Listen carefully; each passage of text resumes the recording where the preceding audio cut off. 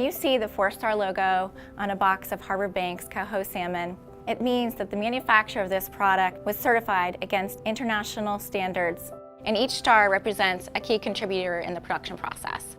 Each star could be the feed mill, the hatchery, the farm, and the processing plant. They must meet 100% compliance in all 4 of those categories. One of the big components of the Coho salmon was the feed.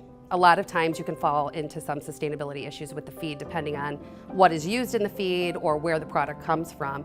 And getting a BAP star in the feed mill is actually extremely important part of the process because it looks at the fish that are used in the feed to make sure that we are not sourcing unsustainably to feed farm fish that are sustainably raised. Sometimes it can take between 1.5 to 3 pounds of fish to produce 1 pound of fish. With the Harbor Bank's Coho salmon, we actually only require about a half a pound of fish for every pound that we produce. Coho salmon is typically a wild-caught species, so we've been able to farm the product and actually take some of this pressure off of the wild stock so that we can ensure that that is a viable source of fish forever. So by sourcing responsibly and by encouraging positive changes in the industry, we're helping to feed the world for years to come.